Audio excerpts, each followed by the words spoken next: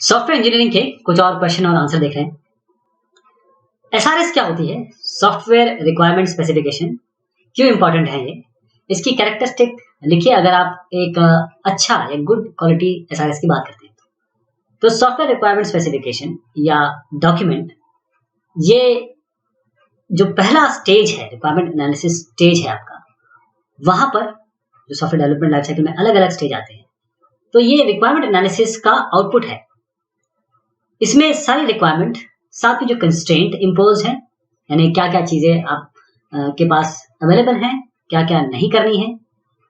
ये डॉक्यूमेंट बहुत इंपॉर्टेंट है क्योंकि जितने भी आगे के अलग अलग फेजेस आने वाले हैं, सक्सेसिव स्टेजेस आने वाले हैं, उसके लिए ये बेस लाइन का काम करने वाले हैं। सब कोई इसी से डिपेंडेंट होंगे, सब आगे के स्टेज में जो भी काम होगा वो इससे ट्रेसेबल होगा।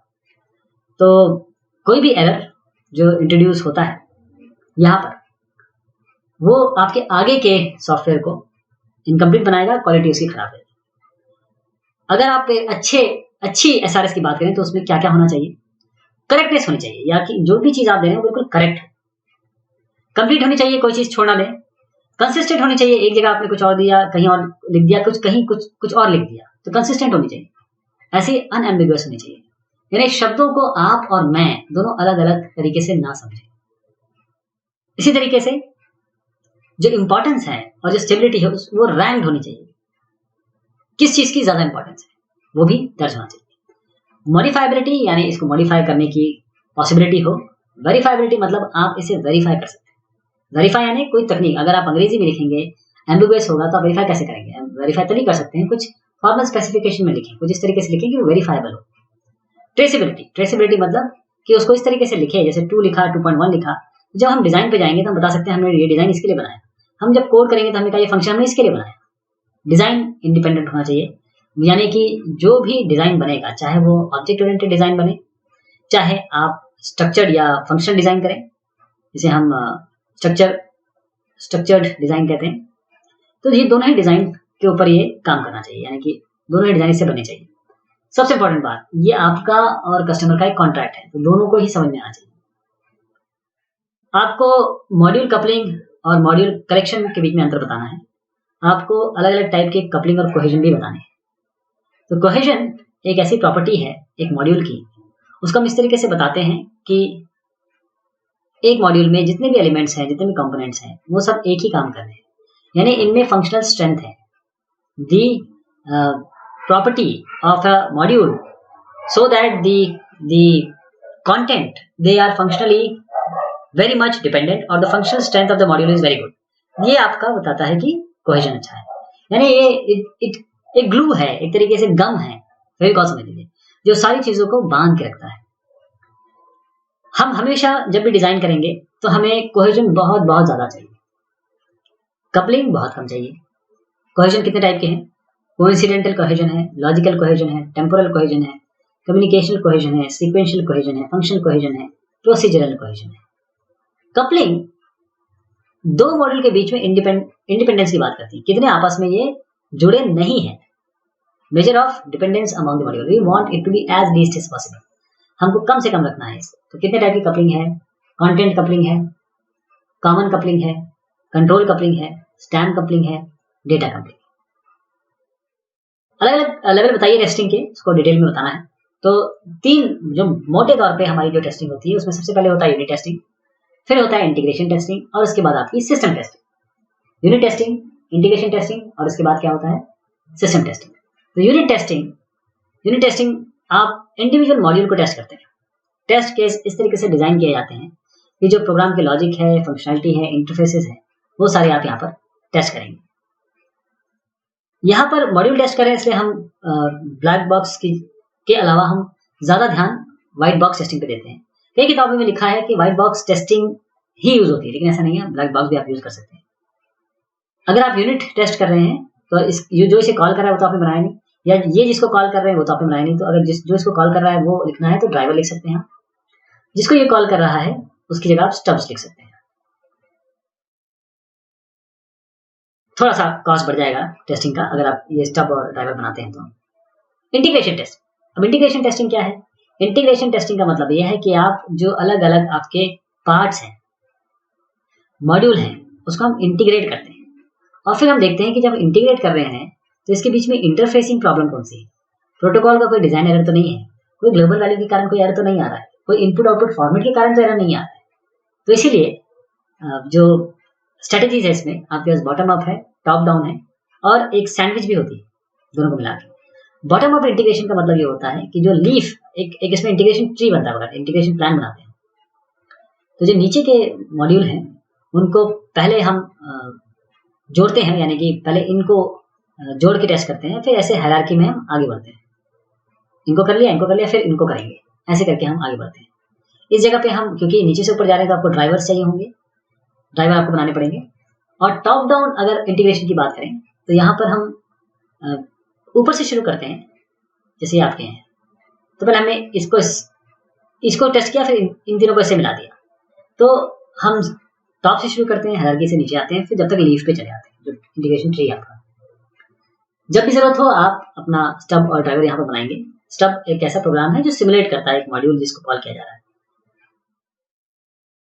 एक बिग बैंग टेस्टिंग भी होती है। बिग बैंग टेस्टिंग में क्या होता है, सारे के सारे आप मॉड्यूल एक साथ जोड़ दीजिए और फिर टेस्ट कर दीजिए। ये है बिग बैंग टेस्टिंग। हम चाहते हैं कि जितने भी एरर हो निकल आए, इसमें सारे नहीं निकलते हैं, लेकिन ये भी एक तरीका है। शुरुआत में आप बिग बैंग करके टेस्ट कर लीजिए, फिर इंटीग्रेशन करके कर लीजिए, क्योंकि एक बार आप इंक्लूड कर लेंगे तो आपको कुछ एरर्स हैं जो शायद इंटीग्रेशन में ना दिख पाए।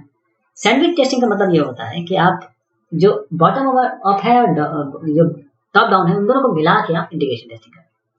फिर आता है सिस्टम टेस्टिंग।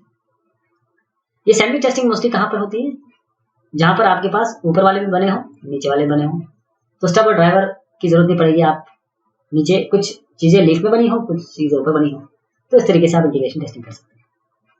सिस्टम टेस्टिंग का मतलब ये होता है कि आपको वैलिडेट करना है प्रोडक्ट को, किसके रेफरेंस में, सिर्फ सॉफ्टवेयर रिक्वायरमेंट स्पेसिफिकेशन। यहाँ पर आप फंक्शन टेस्टिंग यानी कि ब्लैक बॉक्स टेस्टिंग का ज्यादा यूज करते हैं। इसमें परफॉर्मेंस टेस्टिंग, एक्सेप्टेंस टेस्टिंग, वो सारी यहीं पे होती है सिस्टम टेस्टिंग। एडवांटेज क्या है टेस्टिंग टूल को यूज करने के लिए, आप देखिए केस टूल यूज करते हैं, computer aided software engineering tools case tool use करते हैं कि सॉफ्टवेयर इंजीनियरिंग के काम को आसान बनाया जा सके। ओके, लेकिन जो आपका टेस्टिंग टूल्स हैं इसमें ऑटोमेशन है, जैसे आपका LDRA है, रैशनल के टूल्स हैं, ऐसे आपके बहुत सारे ओपन सोर्स भी अवेलेबल हैं टेस्टिंग के लिए, जैसे JUnit है, XUnit है, ये सब अवेलेबल है। तो अलग अलग टाइप के आपके टेस्टिंग टूल बताने हैं। पहले तो एडवांटेज समझ लीजिए कि प्रोडक्टिविटी क्वालिटी बढ़ेगी आपकी। अगर आप इसको मैनुअली करेंगे तो ज्यादा टाइम लगेगा, ऑटोमेशन में कम टाइम लगेगा, तो टाइम बचेगा आपका। अगर आपको टेस्टिंग करनी है बहुत बड़े वॉल्यूम की, तो आप ऑटोमेटेड चला दीजिए, 24 घंटे चलता रहेगा, जब तक वो चाहे चलता रहेगा, फिर आप उसको अटेंड कर लीजिए, सारे एरर्स आपके सामने आ जाएंगे। कई सॉफ्टवेयर जैसे LDRA जो है वो तो आपको ऑटोमेटिक टेस्ट केसेस जनरेट करके दे देता है, रिग्रेशन टेस्टिंग ऑटोमेट कर सकता है और इससे टेस्टर की प्रोडक्टिविटी बढ़ती है। तो टेस्टिंग टूल्स में हम पहले भी बात कर चुके हैं।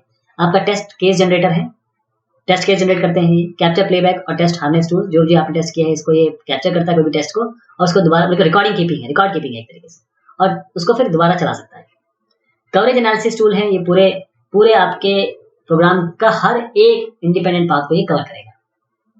टेस्ट कंपेरेटर्स है, यानी कि आप एक चीज आप आ रही है आपकी और एक्सपेक्टेड रिजल्ट है, वो दूसरे के साथ मिलकर कंपेयर कर सकते हैं आप, टेस्ट कंपेरेटर।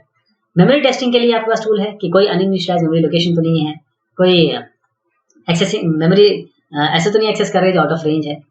इसी तरीके से आपका सिमुलेटर्स है। सिमुलेटर ये क्या करते हैं, ये सिमुलेट करते हैं हार्डवेयर और सॉफ्टवेयर को, जिस हार्डवेयर पे सॉफ्टवेयर चल रहा है, इस तरीके से क्या इंटरेक्शन हो रहा है इसके बीच। टेस्ट डेटाबेस है, वो सैंपल है डेटाबेस के जो आप मैनिपुलेट करेंगे सॉफ्टवेयर से, तो यहाँ पर आप इसको यूज कर सकते हैं। रिवर्स इंजीनियरिंग क्या होती है, क्या ऑब्जेक्टिव है रिवर्स इंजीनियरिंग के। रिवर्स इंजीनियरिंग का मतलब होता है, देखिए मैं इसको ऑलरेडी हम लोग डिस्कस कर चुके हैं। रिवर्स इंजीनियरिंग का मतलब होता है आपके पास कोड है और उससे आपको कोड से डिजाइन निकालना है, डिजाइन से आपको स्पेसिफिकेशन निकालना है। तो ये अपोजिट है फॉरवर्ड इंजीनियरिंग का, उल्टा है। फॉरवर्ड इंजीनियरिंग में क्या करते हैं, सबसे पहले रिक्वायरमेंट लेते हैं, डिजाइन उसका बनाते हैं, कोड करते हैं। यहाँ पर कोड पहले लेंगे, डिजाइन उससे निकालेंगे, फिर उससे रिक्वायरमेंट निकालेंगे, ये इसमें अंतर है।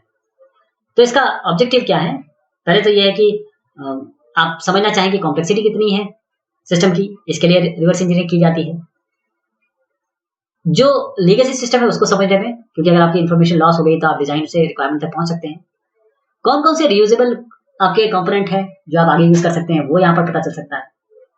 अगर आपके पास मान लीजिए कि ये कोड है, तो इससे आप ER diagram, DFD, class diagram निकाल सकते हैं।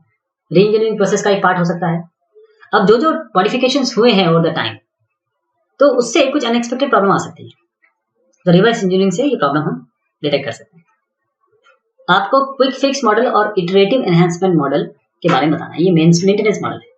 क्विक फिक्स में क्या है, जैसे कोई चीज टूट गई है, आपने क्या किया, क्विक फिक्स लगा दिया उस पर, जैसे एल्फी लगाते हैं वो चिपक गया, लेकिन आपको पता है कि ये फुल प्रूफ नहीं है, कहीं ना कहीं ये कोई झटका लगेगा तो ये टूट भी सकता है। और आइटरेटिव एनहांसमेंट मॉडल में अगर आप देखें तो ये इसमें कुछ प्रॉपर चीजें की जाती हैं। तो क्विक फिक्स मॉडल ये है, सिंपलेस्ट मॉडल है मेंटेनेंस का। अगर मॉडल चेंज होना कोड लेवल पे, तो फटाफट आप जाइए, अब बगैर एंटीसिपेट किए आगे की प्रॉब्लम के बारे में कोई चिंता नहीं है। ये बिल्कुल लार्ज और सॉफ्टवेयर कॉम्प्लेक्स सॉफ्टवेयर के बिल्कुल भी सही नहीं है। ये तब यूज होना चाहिए जब साइज सॉफ्टवेयर का छोटा हो और आप कोई एक या दो आदमी से मेंटेन कर रहे हो। अगर कस्टमर खुद बोलता है कि साहब इसकी बग फिक्सिंग तुरंत कर दीजिए, तो वहां पर आप यूज कर सकते हैं। बग्स को आप टेम्पररी फिक्स कर रहे हैं और उस हिसाब से आप करेक्शन प्रॉपर देने की क्षमता रख रहे हैं, लेकिन ध्यान रखिएगा कि उस समय तक के लिए तो आपकी क्षमता है, लेकिन उसके बाद वो अगर कहीं और प्रॉब्लम को क्रिएट करता है तो quick fix model is not good. Iterative enhancement model में this model incorporate changes in the software based on the analysis of the existing system।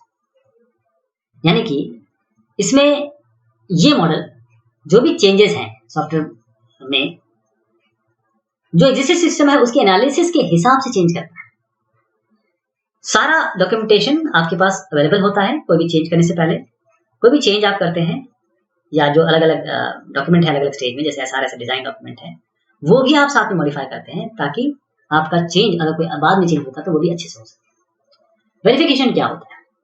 देखिए, एक वेरिफिकेशन होता है, एक वैलिडेशन होता है। वेरिफिकेशन का मतलब ये है कि to check whether the product which you are making it right.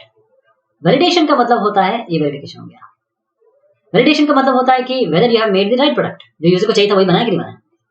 तो वेरिफिकेशन एक प्रोसेस है जिसमें हम जानना चाहते हैं कि जो आउटपुट एक फेज का है, ये वेरिफिकेशन की बात हो रही है, एक फेज का आउटपुट जो सॉफ्टवेयर डेवलपमेंट का है, वो उसके पिछले आउटपुट से या पिछले जो वैल्यू आई है उससे कंफर्म करता है कि नहीं करता है।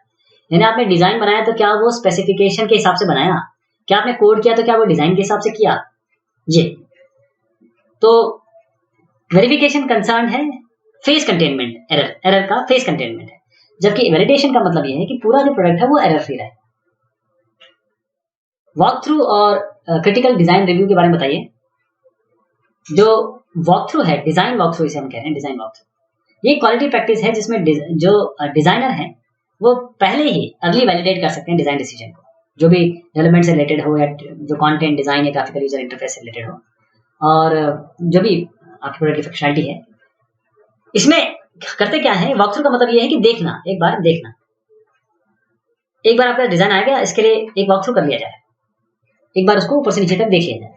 तो इससे हमें जो भी आइडेंटिफाई कर सकते हैं, कोई भी जो प्रॉब्लम है, कोई रिक्वायरमेंट आप मीट नहीं कर रहे हैं डिजाइन में, या कोई प्रोजेक्ट गोल को ही एड्रेस नहीं कर पा रहे हैं, उन सबको हम किससे दूर कर सकते हैं, वॉक थ्रू से, ऊपर से नीचे। मतलब एक बार डिजाइन को लीजिए, उसको एक बार देखिए।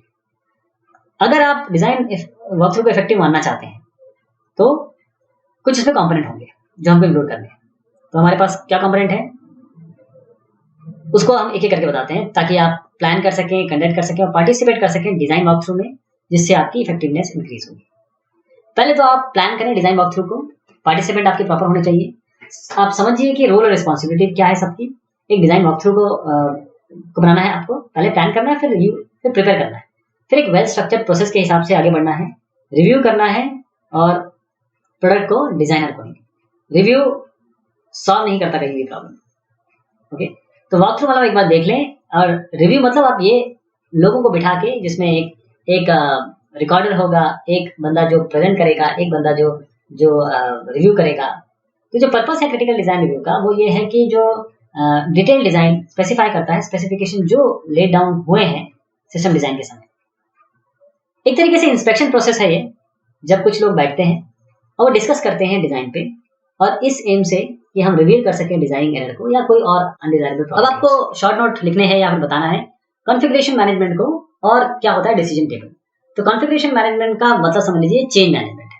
कई बार बहुत सारे रीजन है कि आपको सॉफ्टवेयर चेंज होंगे लाइफ साइकिल में, और जब चेंज होंगे तो अलग अलग वर्जन भी आएंगे। मतलब सॉफ्टवेयर एक बार में मल्टीपल वर्जन में एग्जिस्ट कर रहा होगा, तो इन चेंजेस को मैनेज करना, कंट्रोल करना, डॉक्यूमेंट करना प्रॉपर्ली, ताकि आप एक रिलायबल सिस्टम बना सकें, इसीलिए कॉन्फ़िगरेशन मैनेजमेंट होता है।